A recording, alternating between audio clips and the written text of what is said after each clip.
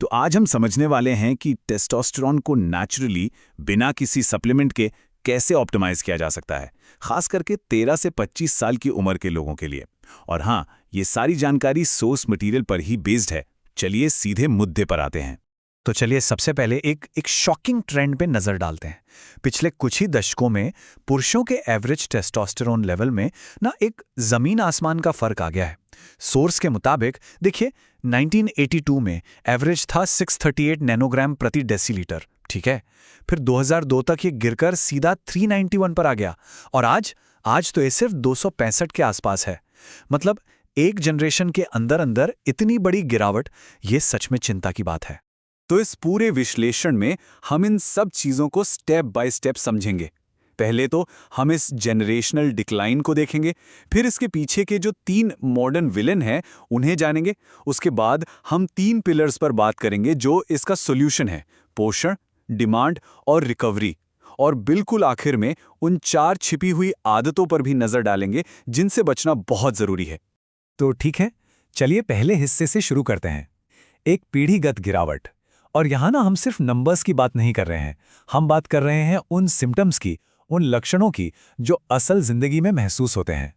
Source के अनुसार इसके कुछ आम लक्षण क्या हैं, जैसे हर वक्त एनर्जी लो रहना, अजीब सी थकान, मसल्स बनाने में मुश्किल होना या हाइट का धीरे धीरे बढ़ना।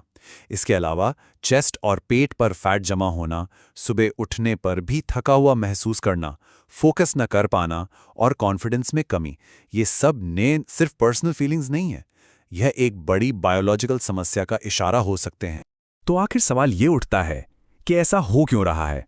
प्रॉब्लम तो समझ ली, पर इसकी वजह क्या है? अब हम क्या से क्यों की तरफ बढ़ेंगे, यानी इसके पीछे के असली कारणों को समझेंगे। तो अब आते हैं दूसरे और शायद सबसे इंपॉर्टेंट हिस्से पर, 3 मॉडर्न डिसरप्टर्स।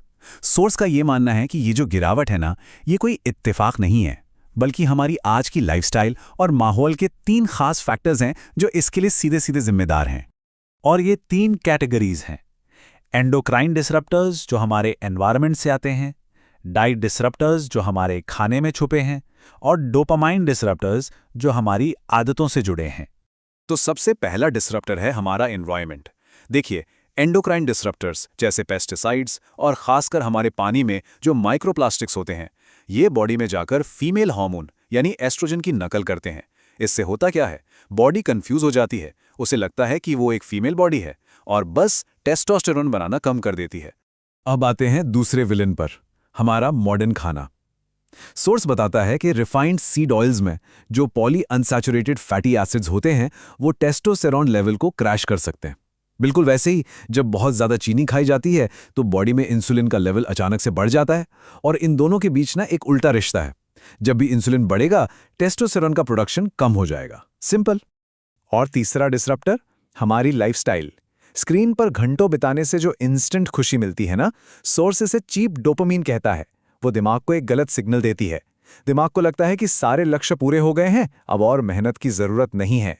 नतीजा, दिमाग टेस्टोस्टेरोन प्रोडक्शन का सिग्नल देना ही बंद कर देता है। इसके साथ साथ लगातार स्ट्रेस और खराब नींद ये स्ट्रेस हार्मोन कॉर्टिसोल को बढ़ाते हैं। और यहीं पर एक बहुत जरूरी बायोलॉजिकल नियम सामने आता है। टेस्टोस्टेरोन और स्ट्रेस हार्मोन कॉर्टिसोल ये एक दूसरे के दुश्मन हैं। जब एक का लेवल बढ़ता है तो दूसरे का गिर जाता है। सिंपल सा रूल है, ये दोनों एक ही समय पर हाई नहीं रह सकते। तो ठीक है, अब जब हमने प्रॉब्लम और उसके कारण समझ लिए हैं, तो चलिए सॉल्यूशन पर आते हैं। और पहला पिलर है न्यूट्रिशन यानी पोषण। इसे हम एक पिरामिड की तरह समझेंगे, लेयर बाय लेयर। इस पिरामिड की जो नींव है, जो बेस है, वो है हेल्दी फैट्स। देखिए, टेस्टोस्टेरोन असल में कोलेस्ट्रॉल से बनता है, तो अगर बॉडी में हेल्दी फैट्स ही नहीं होंगे तो उसे बनाने का रॉ मटेरियल ही कहां से आएगा? देसी घी, मक्खन, अंडे और नट्स इसके बेहतरीन सोर्स हैं। उसके ऊपर अगली लेयर है जिंक। सोर्स इसे मास्टर की कहता है। क्यों? क्योंकि यही वो मास्टर की है जो दिमाग को सिग्नल देती है कि चलो प्रोडक्शन शुरू करो। जिंक के बिना बॉडी को पता ही नहीं चलेगा कि टेस्टोस्टेरोन बनाना कब है।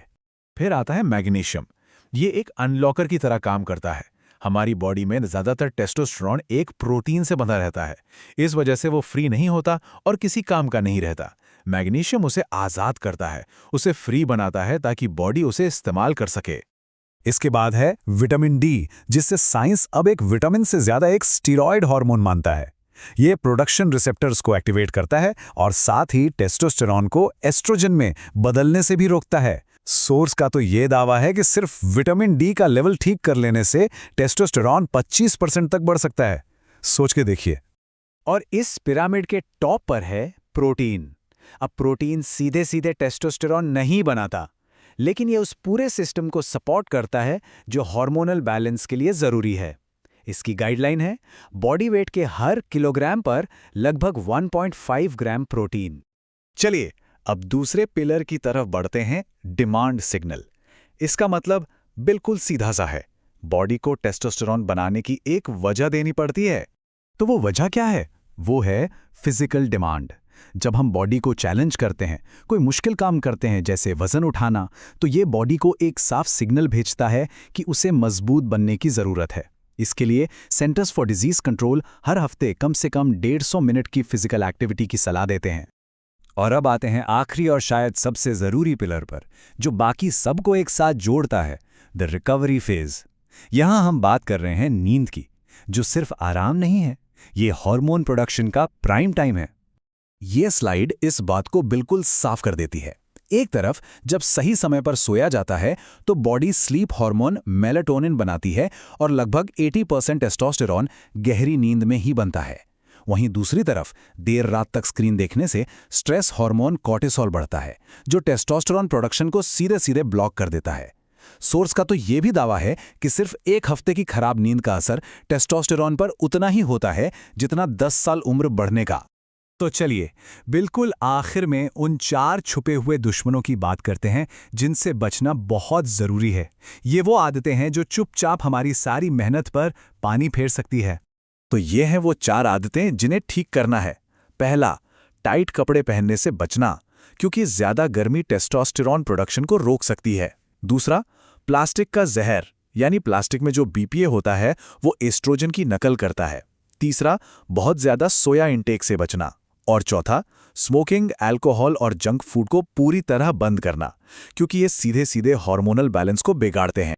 तो आखिर में बस एक सवाल, इस पूरे विश्लेषण का सबसे बड़ा मैसेज यही है कि जेनेटिक्स से ज्यादा हमारी लाइफस्टाइल टेस्टोस्टेरॉन को कंट्रोल करती है, यानी कि कंट्रोल हमारे हाथ में है। तो सोचने वाली बात यह है कि इन सब में से वो कौन सी एक आदत है जिसे सबसे पहले बदला जा सकता है।